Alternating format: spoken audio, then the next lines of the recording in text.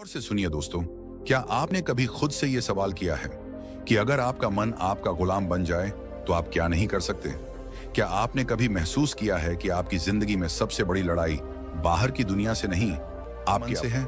सुबह उठने का मन नहीं करता, कुछ नया सीखने का मन नहीं करता, बुरी आदतें छोड़ने का मन नहीं करता, गुस्सा आ जाता है, मन भटक जाता है, काम का मन नहीं करता, और फिर दिन के अंत में पछतावा होता है कि आज भी खुद से हार गया। कभी सोचा है कि ऐसा क्यों होता है? इस वीडियो में हम उसी गहराई तक उतरेंगे जहां से ये सारा खेल शुरू होता है, आपके मन से। और बात बस समझने की नहीं है, बात है जागने की, सच को देखने की और अपने मन को साधने की। क्योंकि जिसने अपने मन को साध लिया उसने सारा संसार जीत लिया। गौतम बुद्ध ने कहा था, मन ही सब, तुम जो सोचते हो वही बन जाते हो।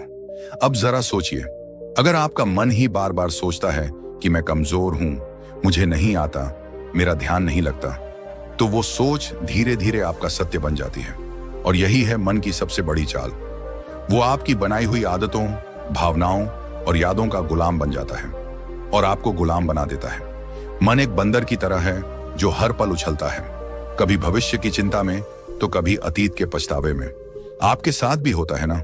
आप कुछ करने बैठते हैं और अचानक मन कोई पुरानी बात याद दिला देता है, कोई दुख, कोई गलती, कोई डर, और फिर आप वहीं अटक जाते हैं, कुछ करते ही नहीं।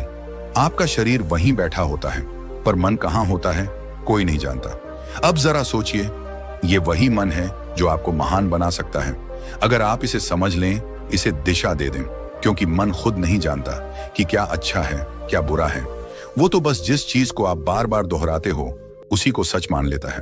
अगर आप हर रोज खुद से कहते हो, मैं कुछ नहीं कर सकता, मेरा मन नहीं लगता, मेरी किस्मत खराब है, तो मन वही दोहराएगा, वही परोसता रहेगा और आप उसी में डूबते जाओगे। पर अब वक्त आ गया है कि आप इस मन को पहचानो, इसका व्यवहार समझो, इसकी चालाकी पकड़ो और इसे खुद के अधीन करो। मनोविज्ञान कहता है कि हमारे 95% निर्णय हमारे अवचेतन मन से लिए जाते हैं। यानी हम जो सोचते हैं, जो महसूस करते हैं, उसका बड़ा हिस्सा हमें पता भी नहीं चलता और फिर भी वही हमारे जीवन की दिशा तय करता है। यानी अगर आपने अपने मन को सही प्रशिक्षण नहीं दिया तो वो बिना आपकी मर्जी के आपको वहां ले जाएगा जहां आप कभी नहीं जाना चाहते थे। अब एक बात ध्यान से समझो, अगर आपका मन ही नियंत्रण में नहीं है तो दुनिया का कोई लक्ष्य, कोई रिश्ता, कोई सफलता आपको संतोष नहीं दे सकती। क्योंकि उस सब को जीने के लिए सबसे पहले जिस चीज की जरूरत है वो है मन की स्थिरता। आधुनिक विज्ञान भी यही कहता है, दिमाग की वायरिंग और फायरिंग, यानी आप जैसे सोचते हो वैसे ही आप बनने लगते हो। हर बार जब आप नकारात्मक सोचते हो, आपका दिमाग उसी सोच की आदत डाल लेता है और यही आपकी आइडेंटिटी बन जाती है। अब जरा रुकिए और सोचिए, क्या आप वाकई अपने मन के मालिक हैं या फिर आपका मन ही आपको चला रहा है? यही है वो सवाल जो इस वीडियो की शुरुआत है। क्योंकि जब तक आप इस सवाल का जवाब खुद नहीं ढूंढोगे तब तक कोई बाहरी ज्ञान, कोई मोटिवेशन, कोई तरीका काम नहीं करेगा। इस वीडियो में हम आपके सामने वो रहस्य खोलने वाले हैं जिसके बाद आप जानोगे कि मन को जीतना क्या होता है और कैसे हर आम इंसान अपने मन की शक्ति को जागृत कर सकता है। और याद रखिए, मन को जीतना कोई एक दिन का काम नहीं है, ये एक अभ्यास है, एक यात्रा है, एक युद्ध है जो हर दिन लड़ा जाता है। लेकिन अगर आप इस युद्ध को समझ लें तो जीत पक्की है। अब हम उस बिंदु पर पहुंच चुके हैं जहां से असली सफर शुरू होगा। इस सफर में हम जानेंगे मन को कंट्रोल करने की 5 सबसे शक्तिशाली विधियां जो न केवल आपके विचारों को बदलेंगी बल्कि आपके जीवन की दिशा ही मोड़ सकती हैं। तो बने रहिए इस वीडियो के साथ, क्योंकि अब जो आएगा वो सिर्फ जानकारी नहीं, जागृति है। पहली विधि, सकारात्मक आत्मवार्ता, पॉजिटिव सेल्फ टॉक। क्या आपने कभी अपने आप से कहा है, मुझसे नहीं होगा? स्विंगल, मैं हमेशा गलती करता हूं। जेरेनियम, मेरे बस की बात नहीं है। अगर हां, तो आज इस वीडियो को पूरा देखना आपके जीवन की दिशा को बदल सकता है। क्योंकि जिस व्यक्ति से आप सबसे ज्यादा बातें करते हैं वो कोई और नहीं, आप खुद हैं। और यही बातचीत आपके भविष्य की दिशा तय करती है। हमारा मन जो सोचता है वही हम बनते हैं। ये बात सिर्फ कोई मोटिवेशनल डायलॉग नहीं है, ये विज्ञान भी कहता है और ब्रह्मज्ञान भी। मन को कंट्रोल करने की पहली शक्तिशाली विधि है सकारात्मक आत्मवार्ता, यानी अपने आप से सकारात्मक बातें करना। ये कोई मामूली आदत नहीं, ये आपकी आत्मा से सीधा संवाद है। जब हम रोज खुद को नकारात्मक बातें कहते हैं, जैसे मैं कमजोर हूं, मेरे साथ ही ऐसा क्यों होता है, मुझे कुछ नहीं आता, तो हमारा अवचेतन मन, सबकॉन्शियस माइंड, उन बातों को सच मानने लगता है। फिर वही बातें हमारी आदत बन जाती हैं, हमारी सोच बन जाती है, और धीरे धीरे हमारा भविष्य भी वैसा ही बनने लगता है। मनोविज्ञान कहता है कि हमारा अवचेतन मन हर उस बात को रिकॉर्ड करता है जो हम खुद से बार बार कहते हैं। इसलिए अगर आप खुद से बार बार बोलते हैं मैं हार जाऊंगा, तो आपकी सोच हारने वाली बन जाएगी। और अगर आप खुद से रोज बोलें मैं कर सकता हूं, मैं सीख सकता हूं, मुझे खुद पर विश्वास है, तो आपका दिमाग उसी दिशा में काम करने लगेगा, सफलता की दिशा में। इस आत्मवार्ता का असर केवल आपके आत्मविश्वास पर ही नहीं पड़ता, बल्कि ये आपके शरीर की ऊर्जा, आपके फैसले और आपकी दृष्टि तक को प्रभावित करता है। गौतम बुद्ध ने कहा था, मन ही सब कुछ है, जैसा तुम सोचते हो वैसे ही बन जाते हो। उनकी ये बात आज के विज्ञान से भी मेल खाती है। पॉजिटिव सेल्फ टॉक हमारे न्यूरॉन्स को नए रास्ते बनाने पर मजबूर करती है। यानी जब आप बार बार खुद से अच्छा बोलते हैं, तो आपका दिमाग नई संभावनाओं के लिए खुलने लगता है। अब सवाल उठता है, ये सकारात्मक आत्मवार्ता करनी कैसे है? सबसे पहले, हर सुबह उठते ही अपने आप से एक बात जरूर कहिए, मैं आज पहले से बेहतर हूं और हर दिन आगे बढ़ रहा हूं। ये छोटे छोटे वाक्य आपके दिन की दिशा तय करते हैं। दूसरा, जब भी कोई काम मुश्किल लगे, तो खुद से ये मत कहो कि मुझसे नहीं होगा, बल्कि कहो ये चुनौती है और मैं इसे सीखने का मौका मानता हूं। इस सोच से आपका डर छंटने लगता है। तीसरा, अगर आप किसी गलती को लेकर खुद को कोसते हो, तो उसी समय खुद से कहो, मैं सीखने वाला हूं, गलती मेरी पहचान नहीं है। ये आत्म स्वीकृति आपके मन को बोझ से मुक्त करती है। दुनिया में कोई भी सफलता तब तक नहीं आती जब तक आप खुद पर विश्वास करना नहीं सीखते, और यह विश्वास तब पैदा होता है जब आप खुद से बात करना शुरू करते हैं, सकारात्मक ढंग से। अब यहां एक बात और समझना बेहद जरूरी है। सकारात्मक आत्मवार्ता का मतलब ये नहीं कि आप हर हाल में खुद से झूठ बोलें, बल्कि इसका अर्थ है अपने अंदर की सच्चाई को देखना, समझना और उसे उन्नत दिशा में मोड़ना। अगर आप किसी कमजोरी को पहचानते हैं, तो खुद से कहिए, हाँ ये मेरी कमी है, लेकिन मैं इसे सुधार सकता हूं। बस यही सोच आपको हर दिन एक नए स्तर पर ले जाएगी। इस आदत को अपनाने के लिए आप एक छोटा सा अभ्यास कर सकते हैं। रोज रात को सोने से पहले अपने आप से 3 सकारात्मक बातें बोलिए, जैसे आज मैंने खुद पर काम किया, मैं आगे बढ़ रहा हूं, मुझे खुद से प्यार है। ये बातें छोटी लगती हैं, लेकिन यही छोटी बातें आपके अंदर की जंग को जीतने में मदद करती हैं। बुद्ध कहते हैं, खुशी हमारे अपने विचारों पर निर्भर करती है। तो अगर आपके विचार आपके खुद के बारे में नकारात्मक होंगे, तो आपके जीवन का हर कोना दुखी लगेगा। लेकिन अगर आप अपने अंदर सकारात्मक ऊर्जा भरते हो, तो मुश्किलें भी साधारण लगने लगती हैं। अब ध्यान दीजिए, यह तो सिर्फ पहली विधि थी, मन को नियंत्रित करने की शुरुआत। इस यात्रा में आगे और भी गहराई है, और अब हम प्रवेश करेंगे दूसरी विधि में, जो आपके मन को स्थिरता और गहराई प्रदान करेगी, ताकि आप न केवल सोचें सकारात्मक, बल्कि महसूस करें आत्मिक शक्ति। दूसरी विधि, लक्ष्य निर्धारण, गोल सेटिंग। क्या आपने कभी सोचा है कि मन भटकता क्यों है? क्यों हम अक्सर एक काम शुरू तो करते हैं, लेकिन बीच में ही छोड़ देते हैं?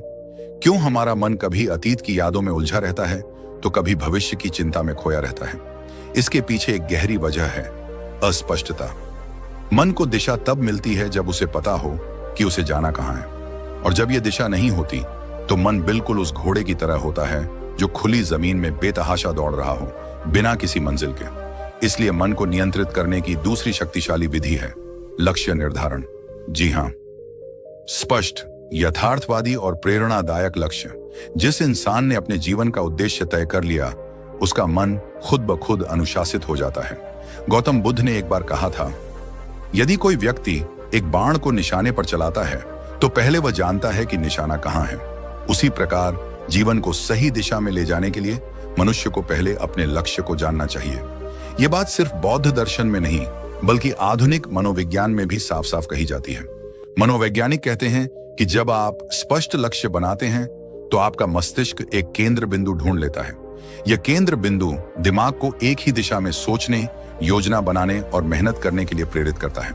जिस तरह से जीपीएस लोकेशन डाले बिना रास्ता नहीं दिखाता, उसी तरह लक्ष्य के बिना आपका मन आपको कहीं नहीं ले जाएगा, या फिर किसी ऐसी जगह पहुंचा देगा जहां आप कभी जाना ही नहीं चाहते थे। यहां पर एक महत्वपूर्ण तथ्य आता है। रेटिकुलर एक्टिवेटिंग सिस्टम, RAS, ये हमारे मस्तिष्क का एक खास सिस्टम होता है जो हमें सिर्फ उन्हीं चीजों पर ध्यान देने देता है जो हमारे लक्ष्य से जुड़ी होती हैं। उदाहरण के लिए, अगर आप सोचते हैं कि मुझे एक लेखक बनना है, तो अचानक आपको किताबें, लेखन से जुड़ी जानकारी और अवसर खुद ही दिखने लगते हैं। ये कोई जादू नहीं है, ये आपका लक्ष्य और दिमाग का आपसी तालमेल है। अब सवाल ये है, लक्ष्य कैसा होना चाहिए? कई बार लोग बहुत बड़े बड़े लक्ष्य बना लेते हैं, लेकिन वो इतने धुंधले और अनियोजित होते हैं कि दिमाग उन्हें समझ ही नहीं पाता।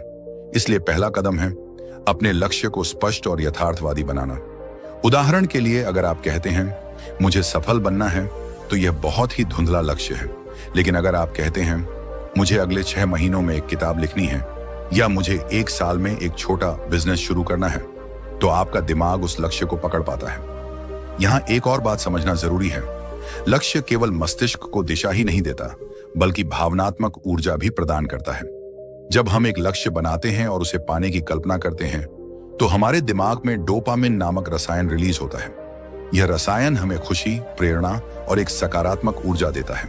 यानी लक्ष्य केवल मन को रोकता नहीं, बल्कि उसे चलने की सही प्रेरणा भी देता है। अब एक और सवाल उठता है, क्या एक लक्ष्य ही काफी है? तो इसका उत्तर है नहीं। लक्ष्य का विभाजन होना चाहिए, दीर्घकालिक लॉन्ग टर्म, मध्यकालिक मिड टर्म और लघुकालिक शॉर्ट टर्म। क्योंकि जब हम एक बहुत दूर का लक्ष्य बनाते हैं और उसके बीच कोई पड़ाव नहीं रखते, तो हमारा मन थक जाता है और कहता है अभी तो बहुत दूर है, फिर कभी शुरू करेंगे। इसलिए छोटे छोटे पड़ाव होना जरूरी है, ताकि मन को हर पड़ाव पर एक संतुष्टि और प्रगति की भावना मिलती रहे। आप जब एक लक्ष्य तय करते हैं और उस पर काम करना शुरू करते हैं, तो आपका मन विकर्षणों को खुद ही ठुकराने लगता है। जैसे ही आपका ध्यान भटकता है, दिमाग आपको याद दिलाता है हमारा लक्ष्य अभी अधूरा है, और यहीं से शुरू होता है मन पर नियंत्रण। अब सोचिए, एक मन जिसने खुद को एक दिशा में बांध लिया है, वो कितनी शक्ति उत्पन्न कर सकता है। आपने देखा होगा, जब आप किसी जरूरी काम में पूरे मन से लगे होते हैं, तो आपको भूख, प्यास, थकावट कुछ भी महसूस नहीं होता। क्यों? क्योंकि लक्ष्य ने आपके मन को पूर्ण रूप से फोकस्ड कर दिया है। यही शक्ति अगर हर दिन की आदत बन जाए, तो आपका जीवन वो रूप ले सकता है जिसकी कल्पना आपने कभी सिर्फ सपनों में की थी। आज के समय में सबसे बड़ी बीमारी क्या है? ओवरथिंकिंग, एंजाइटी, डिस्ट्रैक्शन, और इन सब का इलाज है लक्ष्य। लक्ष्य तय कर लीजिए और फिर देखिए आपका मन कैसे स्वतः अनुशासित होने लगता है। वो हर चीज जो आपका समय बर्बाद कर रही है, वो बेकार लगने लगेगी। मन बार बार आपको खींचकर आपके लक्ष्य की तरफ ले जाएगा। ये कोई चमत्कार नहीं, ये मन की दिशा बदलने की तकनीक है। अब जरा ये विचार कीजिए, अगर एक छोटा सा चुंबक लोहे की सुई को खींच सकता है, तो एक स्पष्ट और सशक्त लक्ष्य आपके मन को कितना खींच सकता है? मन जो अभी तक इधर उधर भागता फिर रहा था, वह धीरे धीरे उस चुंबक यानी लक्ष्य की ओर आकर्षित होने लगेगा। गौतम बुद्ध ने कहा था, मन अत्यंत चंचल है, लेकिन यदि उसे साध लिया जाए, तो वह आपके सबसे बड़े शत्रु को भी मित्र बना सकता है। इस साधना का पहला चरण था आत्मवार्ता और दूसरा लक्ष्य निर्धारण। ये दोनों विधियां मिलकर आपके मन को भीतर से पुनः प्रशिक्षित करती हैं। ये उसे एक नए रास्ते पर चलाना सिखाती हैं, जहां दिशा है, उत्साह है और स्पष्टता है। तो अगर आप चाहते हैं कि आपका मन आपकी बात माने, तो सबसे पहले आप उसे बताइए कि कहां जाना है। फिर देखिए कैसे वो रास्ता खुद बनाने लगता है। और यही से शुरू होती है वास्तविक आत्मशक्ति की यात्रा। दोस्तों, क्या आप जानते हैं कि हमारा मन सबसे अधिक बेचैन तब होता है जब हमारे पास समय की कोई योजना नहीं होती, जब हम हर काम को टालते जाते हैं, जब दिन रात सिर्फ भाग दौड़ बनकर रह जाते हैं, लेकिन फिर भी मन शांति को नहीं छू पाता। तब असल में दिक्कत समय की नहीं होती, बल्कि उस समय के प्रबंधन की होती है। और यहीं से शुरू होती है मन को काबू में रखने की तीसरी शक्तिशाली विधि, समय प्रबंधन। आज हम जिस दुनिया में जी रहे हैं, वहां व्यस्त रहना एक ट्रेंड बन गया है। लेकिन व्यस्त होना और व्यस्तता का प्रबंधन कर पाना, ये दोनों एक जैसी चीजें नहीं है। अगर आप दिन भर बहुत कुछ करते रहते हैं, लेकिन अंत में थक कर गिर पड़ते हैं और खुद से ही नाराज रहते हैं, तो यकीन मानिए आप समय को नहीं चला रहे, समय आपको चला रहा है। और जब समय हमें चलाने लगे, तो मन खुद ब खुद बेचैन, चिंतित और थका हुआ महसूस करता है। हमारा मस्तिष्क तब सबसे अच्छा काम करता है जब वह जानता है कि अगला कदम क्या है। मन को दिशा चाहिए, स्पष्टता चाहिए, और वह स्पष्टता आती है अच्छे समय प्रबंधन से। जब आप हर काम के लिए एक उचित समय निर्धारित कर देते हैं, जब आप जानते हैं कि किस काम को कब करना है, तो आपका मन खुद ब खुद शांत रहता है, क्योंकि उसे पता है अब कुछ भी अनियंत्रित नहीं है। समय प्रबंधन केवल घड़ी की सुइयों को देखने का नाम नहीं है। यह एक विज्ञान है, एक कला है और साथ ही एक साधना है। अगर आपने इसे साध लिया तो आप केवल अपने दिन को नहीं, अपने जीवन को, अपने भाग्य को और अपने मन को भी साध लेंगे। आधुनिक मनोविज्ञान कहता है कि जब हम अपने दिन की योजना बनाते हैं और उसे फॉलो करते हैं, तो हमारा ब्रेन डोपामिन नामक एक रसायन छोड़ता है जो हमें संतुष्टि और ऊर्जा का एहसास कराता है। यह वही रसायन है जो तब निकलता है जब हम कोई उपलब्धि प्राप्त करते हैं। यानी यदि आप हर सुबह अपनी दिनचर्या तय कर लेते हैं और दिन के अंत में उस पर टिके रहते हैं, तो आपका मस्तिष्क आपको एक सफल व्यक्ति की अनुभूति देता है, जिससे आत्मविश्वास बढ़ता है, चिंता घटती है और मन शांत होता है। अब बात करें ब्रह्म ज्ञान की, तो हमारे प्राचीन ग्रंथों में भी समय को सबसे बड़ा गुरु माना गया है। वेदों में कहा गया है, कालो ही परमम बलम, अर्थात समय ही सबसे बड़ी शक्ति है। जो इस शक्ति के साथ चलना सीख लेता है, उसके लिए कोई भी लक्ष्य असंभव नहीं रह जाता। गौतम बुद्ध भी समय के महत्व को भली भांति समझते थे। उन्होंने एक जगह कहा था, जो व्यक्ति एक क्षण को भी व्यर्थ नहीं जाने देता, वह जीवन को पूर्णता के साथ जीता है। बुद्ध के अनुसार जीवन की सच्ची शांति तभी संभव है जब हम हर क्षण में जागरूक रहें, हर पल का उपयोग करें। उन्होंने एक और अद्भुत बात कही थी, भविष्य की चिंता मत करो, भूतकाल के पछतावे में मत रहो, वर्तमान क्षण में जियो, क्योंकि यहीं पर जीवन है। समय प्रबंधन हमें वर्तमान में केंद्रित रहने की कला सिखाता है। जब हम अपने कार्यों को समयबद्ध करते हैं, तो हम अपने मन को अनावश्यक विचारों और चिंता से बचाते हैं। इससे मन न तो अतीत की गलियों में भटकता है, न भविष्य की अनिश्चितता में उलझता है। वह ठहरता है, जागता है और नियंत्रण में आता है। आधुनिक समय में अगर कोई व्यक्ति कहता है, मेरे पास समय नहीं है, तो असल में वह कह रहा है, मेरे पास प्राथमिकता तय करने की कला नहीं है। क्योंकि सच ये है कि हम सबके पास एक ही दिन के 24 घंटे हैं। अंतर केवल इस बात में है कि कोई उन्हें कैसे उपयोग करता है। कोई उस समय से अपने सपनों का महल बना लेता है, तो कोई उसी समय को टालमटोल और आलस्य में गंवा देता है।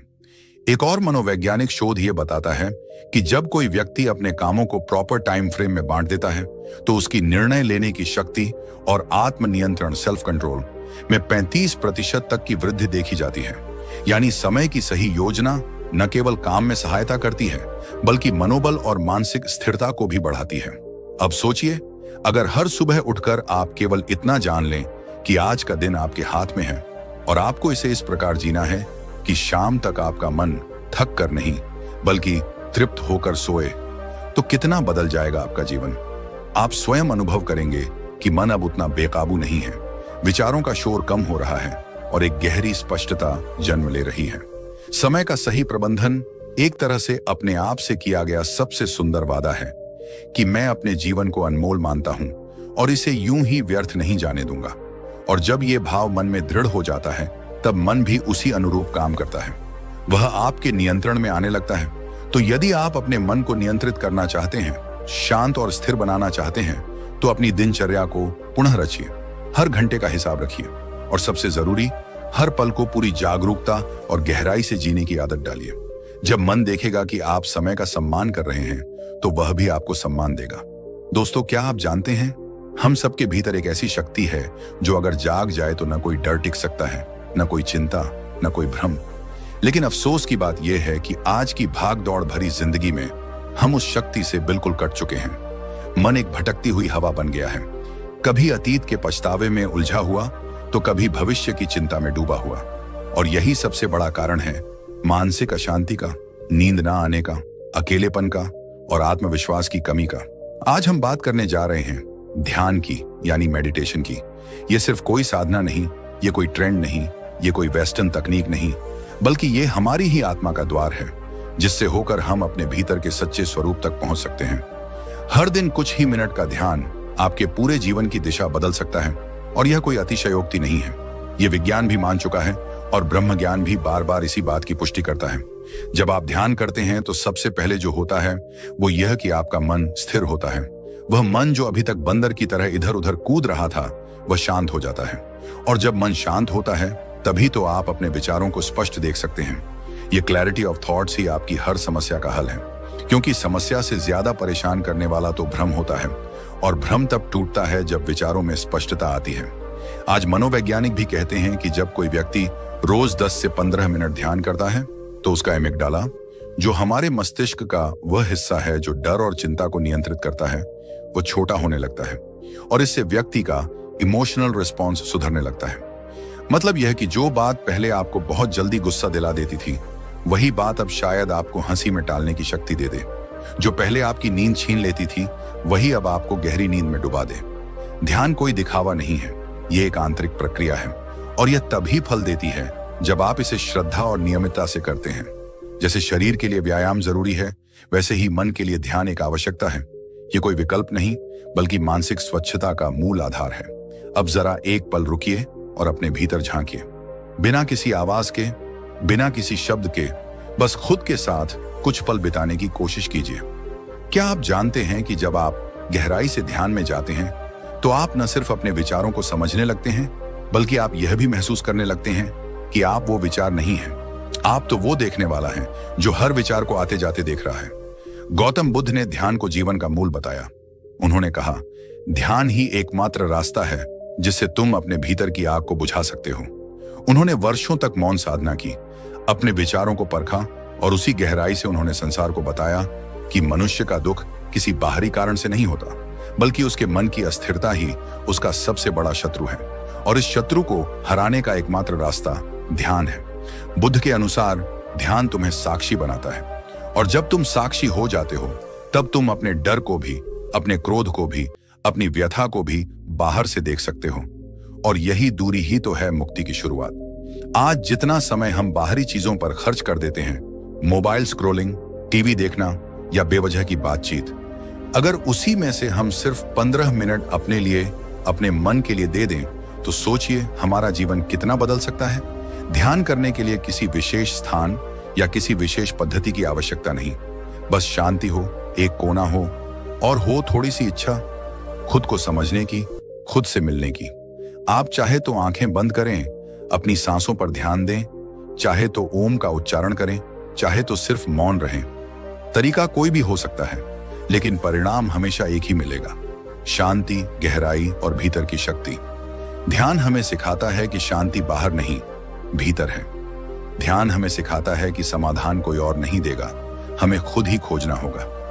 ध्यान हमें सिखाता है कि जब तक तुम अपने मन पर नियंत्रण नहीं करते, तब तक कोई भी चीज तुम्हें पूरी तरह संतुष्टि नहीं दे सकती, न दौलत, न रिश्ते, न सफलता।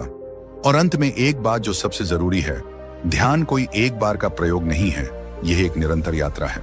जैसे जैसे आप इस यात्रा में आगे बढ़ेंगे, वैसे वैसे आप खुद को उस रूप में जानने लगेंगे जो आप वास्तव में हैं। आप पाएंगे कि आप सिर्फ एक शरीर नहीं, एक नाम नहीं, एक पहचान नहीं, बल्कि आप शुद्ध चेतना हैं, शुद्ध शक्ति हैं। और जब यह बोध हो जाता है, तब मन पर नियंत्रण कोई कठिन कार्य नहीं लगता। तब चिंता मिट जाती है, तब डर भाग जाता है, तब भीतर से आवाज आती है, अब तुम मुक्त है। और ठीक यहीं से हमारी अगली विधि की शुरुआत होती है, जो इस शुद्ध चेतना को और अधिक गहराई से पहचानने की ओर हमें ले जाएगी। जब जीवन की आपाधापी हमें थका देती है, जब विचारों का शोर इतना बढ़ जाता है कि अपने ही मन की आवाज सुनना मुश्किल हो जाता है, तब हम अक्सर मानसिक शांति की तलाश में भटकते हैं। हर कोई यही सोचता है, कैसे अपने मन को काबू में लाया जाए, कैसे इस बेचैनी से बाहर निकला जाए, कैसे अपने जीवन को फिर से संतुलित किया जाए। आज हम बात कर रहे हैं उसी खोज के अंतिम पड़ाव की, मन को कंट्रोल करने की 5 शक्तिशाली विधियों में से 5वीं विधि की, जो दिखने में सरल है लेकिन इसके पीछे छुपी है अनंत शक्ति। यह विधि है शारीरिक व्यायाम, यानी रेगुलर फिजिकल एक्सरसाइज। अब आप सोचेंगे कि इसमें ऐसा क्या खास है, क्या वाकई शारीरिक व्यायाम से मन शांत हो सकता है?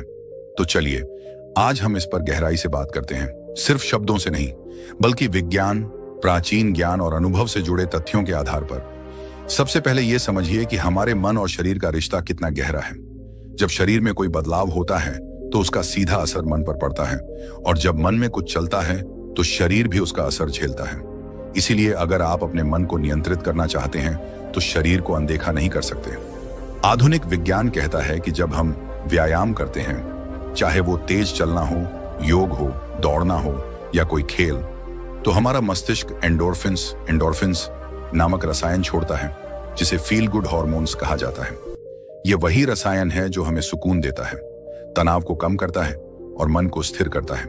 यही कारण है कि जो लोग रोजाना व्यायाम करते हैं वे मानसिक रूप से ज्यादा स्थिर, शांत और सकारात्मक बने रहते हैं। अब अगर हम प्राचीन ब्रह्म ज्ञान की ओर देखें तो वेदों और उपनिषदों में भी कहा गया है, शरीर माध्यम खलु धर्म साधनम, अर्थात यह शरीर ही धर्म पालन का पहला साधन है। जब शरीर स्वस्थ होगा तभी मन भी अनुशासित होगा और जीवन का लक्ष्य प्राप्त कर पाना संभव होगा। गौतम बुद्ध के जीवन में भी इसका विशेष महत्व देखने को मिलता है।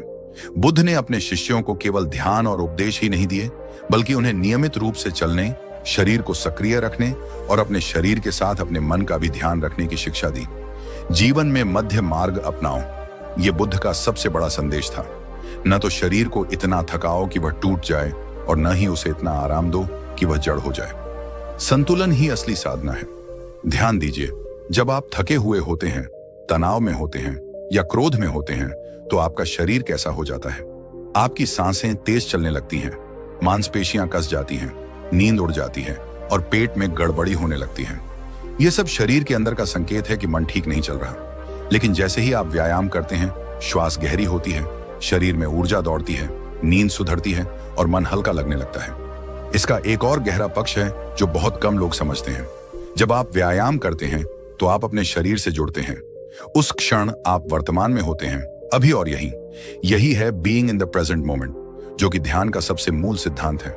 और जब आप इस तरह से हर दिन अपने शरीर के साथ उपस्थित रहते हैं तो धीरे धीरे आपका मन भी आपके नियंत्रण में आना शुरू करता है। व्यायाम का मतलब सिर्फ जिम जाना या भारी वजन उठाना नहीं है।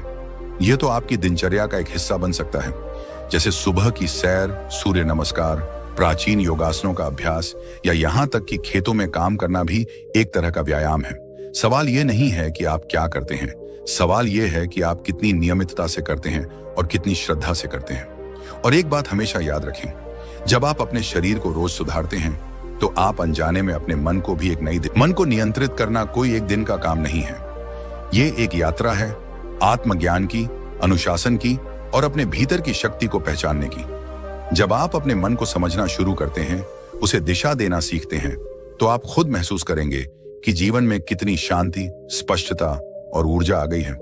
आज से ही छोटी शुरुआत करें, ध्यान करें, अपनी सांसों पर ध्यान दें, अपने विचारों को देखें और हर दिन खुद से जुड़ने का प्रयास करें। एक दिन, 2 दिन, एक हफ्ता और धीरे धीरे आप अपने भीतर के उस मौन को महसूस करेंगे जो अब तक बाहर की दुनिया के शोर में खो गया था। और याद रखिए, मन पर विजय ही जीवन की सबसे बड़ी जीत होती है। अगर आपको यह वीडियो पसंद आया हो, अगर आपको इससे कुछ सीखने को मिला हो, अगर इन बातों ने आपके मन को छुआ हो, तो कृपया इस वीडियो को लाइक करें, अपने दोस्तों और परिवार के साथ शेयर करें और हमारे YouTube चैनल को सब्सक्राइब करें। आपका एक एक सब्सक्राइब हमें प्रेरणा देता है कि हम आपके लिए और भी गहरा और भी सार्थक ज्ञान लेकर आए। हमारा उद्देश्य सिर्फ वीडियो बनाना नहीं, बल्कि आपके जीवन में एक सकारात्मक बदलाव लाना है। तो जुड़िए हमारे साथ इस आत्मविकास की यात्रा में, क्योंकि आने वाले वीडियो में हम बात करेंगे एक ऐसे विषय पर जो आपके जीवन के हर कोने को रोशन कर सकता है। धन्यवाद।